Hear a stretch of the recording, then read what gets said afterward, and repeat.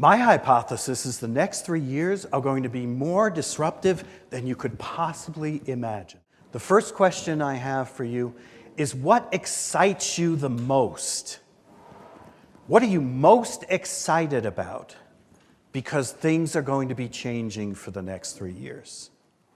Take a moment just to write that down. The other question is the other side of that emotion. What scares the hell out of you for the next 3 years? What are you really concerned about that may happen in the next 3 years? The risks, the challenges, the pressures, the unknowns. The value that I hope to bring to you is something on that page will change because of the next few slides I share with you.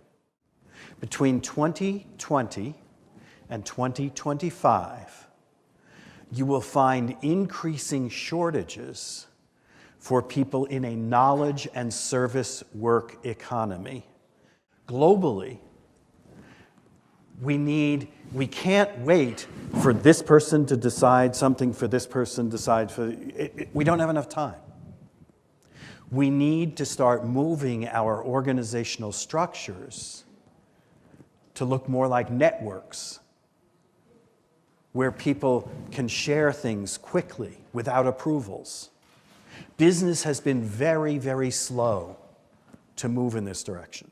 The future of workforce, the people who are in their late teens, early 20s to late 20s, they are looking at employment differently than everyone in this room.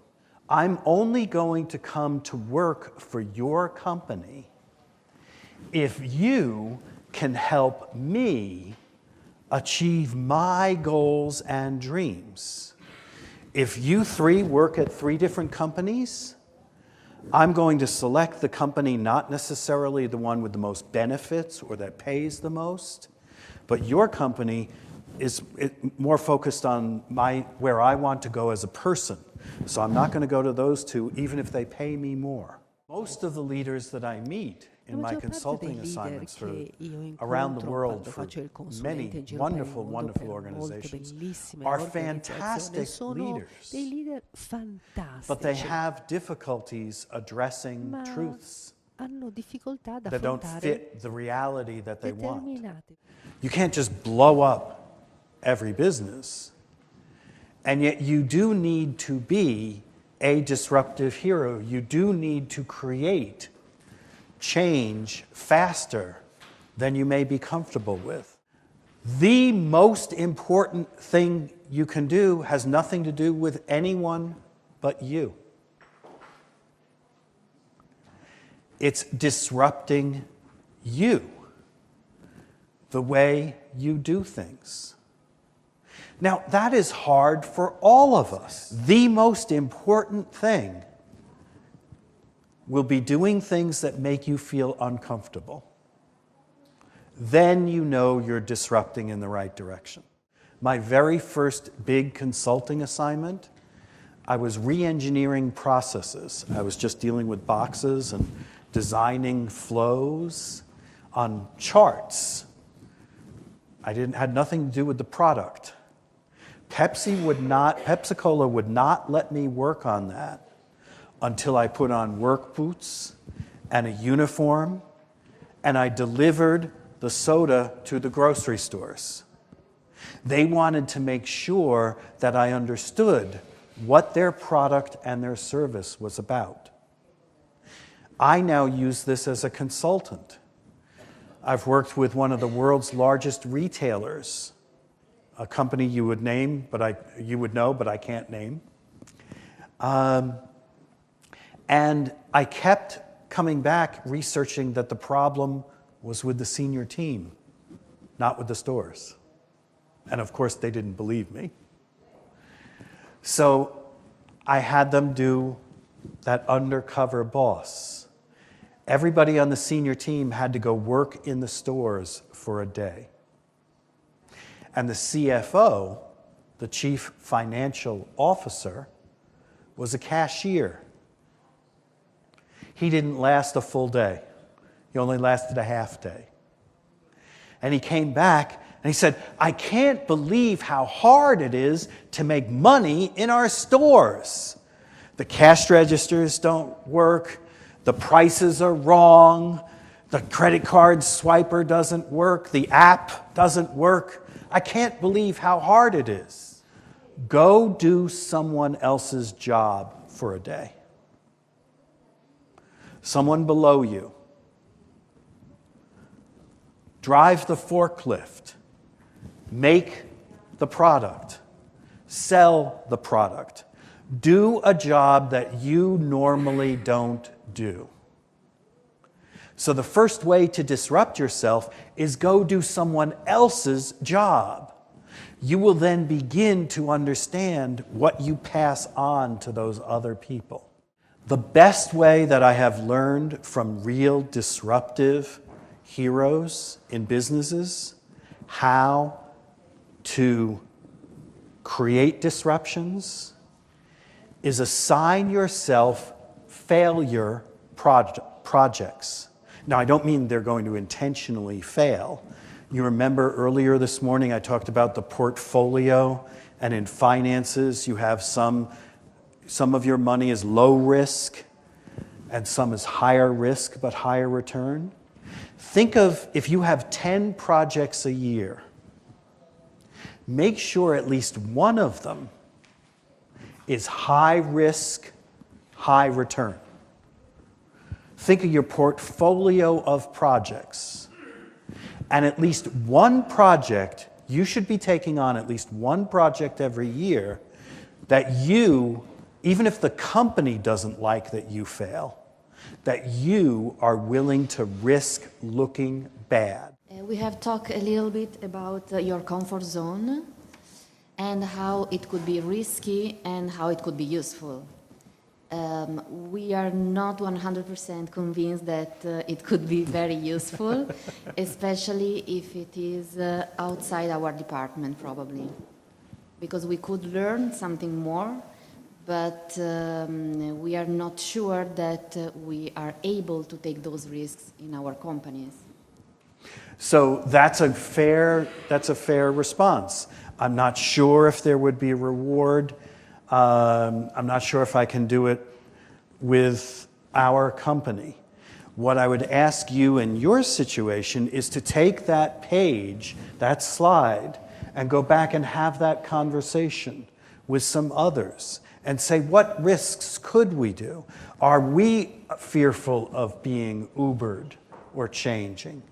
So there is safety in numbers, even if you don't feel it would be helpful for you. Bring it back to your company and say, what should we change? Go ahead. Probably it should be structured. You cannot just go yourself and take a risk inside your company. So it should be structure. The challenge for most of us, unless we are the CEO, changing structure is difficult. So how can we start small? What can we work on that's small that changes the structure? Try a pilot or a small team being structured different. Instead of a team, department, division, company, start with just one team and ask, if we structured this team differently for this one project, could we see how that works? Your number one job, if you are going to be a disruptive hero, is to create forums like this inside your company. When do I switch from buongiorno to buonasera? What time? Yeah, some people say 5, some people say 2. Whenever anytime after lunch. Well, welcome back. The future is personal. And what that means is, as executives, as leaders, as spouses, as parents, you are all going to have to make deeply personal choices. So the biggest thing we learned out of the study is that the thing you need to be focusing on is how do you make choices around change that benefit you, that benefit others? So the study revealed that the people with the stronger future understand themselves, understand their values. It's very deeply personal. I want you to think with empathy, care about everyone around you, because everyone around you, 100% of the people who you work with, this will be their hardest work. Disrupting themselves, deciding how to make different choices for themselves. So as a leader, you need to understand that everybody, the questions we went through this morning, every single person who works will have to make the choice about how do I fit in life and work, and how do I get them to intermingle properly? It's going to be really, really hard for everyone. 2 to 3 times a week, people will be experiencing choices that could affect their career. It's not, do I quit or do I stay? It's like that on every single project. Some projects could hurt their career, but be good for the company. That's a transformational choice. All of us want people to stay at our companies for as long as possible, good people, but maybe that isn't, staying at your company is not good for their career. 2 to 3 times a week, we are going to be facing those kind of deeply personal choices.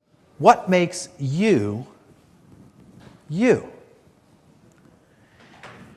And the reason we talk about this is Warren Bennis, a leadership guru, written many leadership books, talked about everybody faces a crucible moment in their lives, a moment that changes how they think. And great leaders call upon those moments as to how they think and how they change. The leaders who were strong, who could adapt to lots of change, could instantly tell me a story. The leaders who struggled to change didn't really have an answer for what makes them who they are. I need you to understand why I'm asking you this deeply personal question. Disruptions are going to be thrown at you that you don't understand, that are going to make you uncomfortable, that are going to ask you to take risks that you don't know how you're going to take those risks. The thing you're going to draw on is not a business plan, is not advice from somebody else, is not the way your company is run. What you're going to draw upon to be future strong is what's inside of you. That's going to be the foundation. You're going to say, this is a good choice, this is not a good choice. Let me make it very concrete to business. When we look at a spreadsheet of numbers, some numbers are bad, some numbers are good. Our personal filters will, whether we're an optimist or a pessimist, whether we see problems or we see opportunities, that will call out which number we pay attention to, which one we emphasize. This is essential because if you don't know yourself, I mean, you don't understand the mechanisms that are moving you, what drives you, why you wake up in the morning. And if you don't know yourself, I mean, it's impossible. You are able to understand others and lead other people to their direction, understand what they motivate them, their needs, their expectation, and so on. So, I mean, what we said this morning, you said in a slide we saw that we work over the last decades a lot in efficiency cost and so on, and very few in people management. But the answer is very, easy. One thing is in engineering. You have a technique, you apply, you cost reduction, zero quality, whatever. It's just something that you can do in production. It's quite easy. But when it comes to people management, you have to deal with fears, doubts, expectation, motivation, etc. And I mean, it's a very, very sensible matter, and it's not about business. It's about individual and your life. So, and this is not a scientific feedback, but according to my experience, most of the people that I deal with, they do not have any idea about what drives them. And maybe they have my age, 48, 49, or even 55 or 60. They lived all their life without having an idea of what drives them. And the worst of this is that they do not realize about their filters, and this make them see a reality that doesn't exist. Leaders who lead in disruptive times are able to trust who they are. The teammates you want on your team have a good, strong self of who they are, because they can use their values when everything else is chaotic. If you were to look at your teammates' ability to be willing to be vulnerable and to take personal risks, do you think that would have an impact on innovation at your company? If you look at your teammates and they have difficulty managing between hardships that are good for the company and hardships for themselves, are you having teammates that are burnt out and overloaded? And do you have such strong team spirit that they have each other's back that you can just have great agility and go everywhere? The two questions I have for you as you talk around your tables, which of these three would you say is a company strength, if any? And which of these do you think might be holding your company back? At the end of the day, literally the end of our day, I have one question for you. What do you want your legacy to be? Why are you on the planet? What is the difference you're going to make for all the people around you? Let me tie it full circle. Why am I talking about your legacy? Something personal that's deeply personal to each of you. You're in a disruptive era. The rules are changing. The only way you can be future strong is figure what kind of legacy I want to leave, what kind of risks I'm willing to take, what kind of adventures I want to go on. In a disruptive era, following the way the rules have always been done will never leave the legacy you want to leave. My goal is every time I present, there's one person in the room who literally changed what their legacy was going to be because they attended that session. That is my ultimate goal. To hear from you 5, 10, 20 years from now and say, because I attended this session, I changed what my legacy would be. That's my biggest hope. Now, that's big. I may never achieve that with this group or the next one, but one group I will. That's my goal, is to create something that's bigger than I or Ambrosetti or anybody could do for you, that you can do for yourself. With that, I want to thank you for your time. I will turn it over to our host to close.